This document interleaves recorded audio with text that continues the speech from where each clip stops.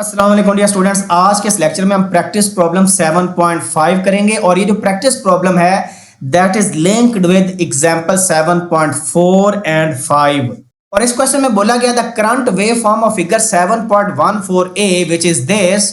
ये 7.14a हमारे पास current की वेव फॉर्म है through an inductor has equal rise and fall times of duration 0.1 second। so basically ये कह रहा है कि ये जो टाइम हमारे पास है that is -0.1। so अगर ये -0.1 है तो ये जो ड्यूरेशन बन रही है ये वाली ये 0.1 सेकेंड की ड्यूरेशन है। ये राइज हो रहा है, देखें जो करंट है वो 0 एम्पियर से 1 एम्पियर चेंज हो रहा है। यानी जब करंट 0 से 1 एम्पियर चेंज हो रहा है इसका मतलब है कि राइज हो रहा है करंट। कितनी ड्यूरेशन में? 0.1 सेकेंड में। इसी तरह यहां पर हमारे पास 1 एम्पियर करंट है और ये करंट फॉल हो रहा है कितने टाइम में? 0.1 सेकेंड के अंदर। सो ये जो राइज एंड फॉल टाइम है ये इक्वल है विच इज 0.1 सेकेंड। और ये 0.1 सेकेंड कैसे है? ये देखें -0.1 है, ये 0, तो डिफरेंस लेने के लिए हमेशा बड़ी वैल्यू में से छोटी माइनस करते हैं। सो ये फाइनल वैल्यू है 0 minus initial value -0.1, so difference आता है 0.1 सेकेंड। तो ये बेसिकली यहां पर ही बता रहा है 0.1 second which is 100 millisecond। Calculate the maximum positive and negative voltages across the same inductor। अब ये जो इंडक्टर है इसकी वैल्यू 7.4 एग्जांपल में गिवन है which is 3 हेनरी। अगर 7.4 एग्जांपल आप देखें जो कि मैंने यहां पर लिखी हुई है given the wave form of current in a 3 Henry inductor, तो ये वैल्यू लिखी हुई है कैपिटल एल की 3 हेनरी। ठीक है, क्योंकि प्राइमरी एग्जांपल ये थी, इसमें हमारे पास ये जो राइज एंड फॉल टाइम था ये 1 सेकेंड था। फिर हमने इस राइज एंड फॉल टाइम को श्रिंक किया 0.1 किया। सो हमारे पास ये नेक्स्ट एग्जांपल उस पर थी जिसमें ये स्टेटमेंट्स लिखी हुई हैं।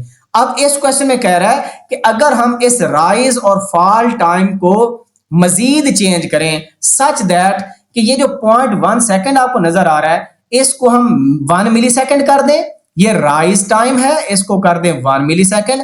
मतलब जब करंट की वैल्यू मिनिमम से मैक्सिमम हो रही थी ये राइज टाइम है। सो इसमें ये दूसरा क्या है? ये फॉल टाइम है, यानी करंट की जब मैक्सिमम से मिनिमम वैल्यू हो रही है। और बी पार्ट में क्या है? जब राइज टाइम आपका 12 माइक्रोसेकंड है और फॉल टाइम कितना जी? 64 माइक्रोसेकंड। और थर्ड पार्ट में जब राइज टाइम 1 सेकेंड है और फॉल टाइम कितना है?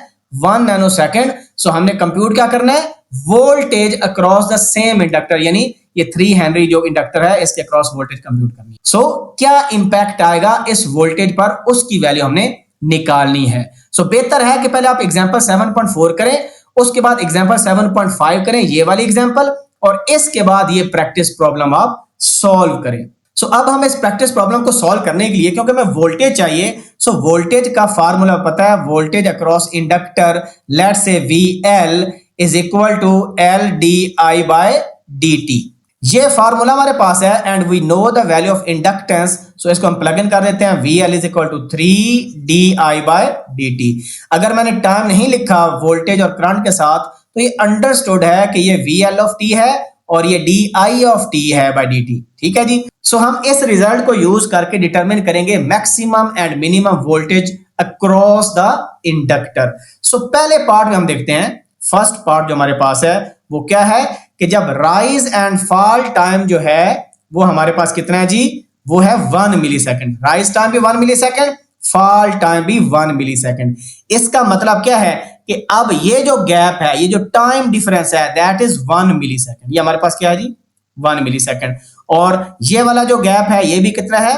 1 मिली सेकेंड। और हमें पता है जो DI/dt होता है इसमें जो डिनोमिनेटर में है वो क्या है? Change in time, change in X axis, and we already know कि वो 1 मिली सेकेंड हमारे पास है। सो हम चेंज इन करंट देखते हैं, यहां पर चेंज इन करंट कितना है? फाइनल करंट माइनस इनिशियल, यानी 1 माइनस 0। सो हमारे पास क्या आ जाएगा? 1 minus 0 divided by already we know the difference in time that is 1 millisecond. So ये हमारे पास डेरिवेटिव किसका होगा? जब करंट राइज हो रहा है, यानी राइजिंग एज जा रहा है। सो दैट इज हमारे पास क्या आ जाएगा? 1 into 10 की पावर +3, बिकॉज ये जो मिली होता है -3 होता है, ऊपर जाके +3 हो जाएगा। सो हम इस वैल्यू को सिंपली मल्टीप्लाई कैसे कर देंगे? 3 के साथ कर देंगे और हमारे पास जो VL मैक्सिमम आएगा, maximum voltage across the inductor that is 3 into 10 की पावर 3 और ये किलो होता है, तो हमारे पास 3 किलो वोल्ट आ जाएगा मैक्सिमम वोल्टेज। इसी तरह हम जो मिनिमम वोल्टेज निकालेंगे VL minimum, so that is इस 3 को मल्टीप्लाई कर देंगे स्लोप के साथ। सो ये देखें, ये सिंपली फॉलिंग एज में नेगेटिव स्लोप आ रही है। एग्जैक्टली आंसर सेम आएगा, why because current is changing from 1 to 0। सो हमारे पास चेंज इन वाई क्या आ जाएगा, यानी di/dt हम निकाल रहे हैं। So that is final value which is 0 minus initial value which is 1 ampere divided by change in time, वो हमें पता है 1 मिली सेकेंड है। सो यहाँ पर 1 millisecond, so minus 1 into 10 की पावर प्लस 3 बनता है। सो जब इसको मल्टीप्लाई करेंगे माइनस 1 इंटू 10 की पावर प्लस 3 के साथ, सो हमारे पास आंसर क्या आ जाएगा, -3 किलो वोल्ट। सो ये पहले पार्ट की हमने वोल्टेज कंप्यूट कर ली अक्रॉस इंडक्टर। अब सेकंड पार्ट में उसने में क्या बोला है, उसने बोला है कि जो राइज टाइम है वो 12 माइक्रो सेकेंड है और जो फॉल टाइम है वो हमारे पास 64 माइक्रो सेकेंड है। इसका मतलब क्या हुआ कि ये वाला जो टाइम है, ये वाला टाइम जब करंट इंक्रीज हो रहा था ये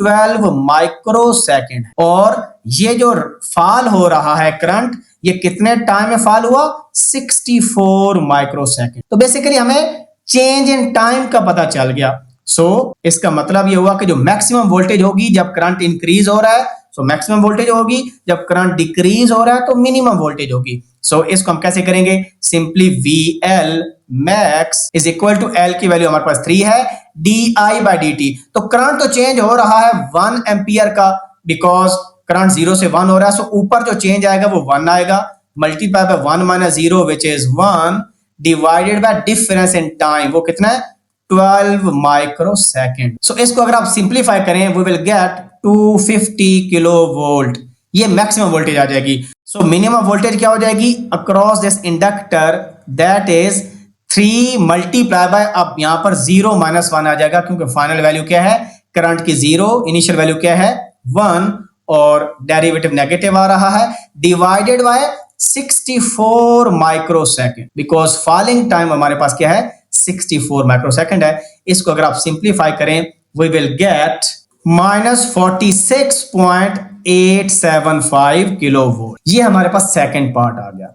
अब थर्ड पार्ट में हमारे पास जो राइजिंग टाइम है दैट इज 1 सेकेंड और फॉलिंग टाइम क्या है 1 nano second. So it means यहां पर हमारे पास राइजिंग टाइम 1 सेकेंड है और ये जो फॉलिंग टाइम है दैट इज 1 नैनो सेकेंड। सो अगर हम स्लोप कंप्यूट करें इसकी, सो चेंज इन y एक्सिस 1 है डिवाइडेड बाय 1 सेकेंड है, तो हमारे पास आंसर क्या आ जाएगा 1 वोल्ट आ जाएगा। सो सी पार्ट में हमारे पास जो VL मैक्स आएगा that is 3 multiply by change in y which is 1 ampere and change in x which is 1 second. So हमारे पास 3 वोल्ट आंसर आ जाए, और VL min जो है that is 3 multiply by 1 nanosecond है। So change in y axis क्या है which is current 0 minus 1 और डिफरेंस कितना टाइम का 1 नैनो सेकेंड। सो इसका आंसर क्या आ जाएगा 3 और नैनो ऊपर जाके 10 की power plus 9 which is giga. So 3 giga volt आ जाएगा, और ये माइनस है, -3 गीगा वोल्ट हमारे पास आंसर आ गया।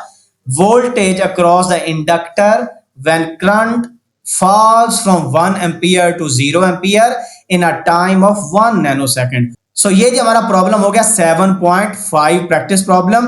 सो फिर भी कोई डाउट हो please ask in the comment section. See you in the next video. अपना ख्याल रखें, अल्लाह हाफिज़।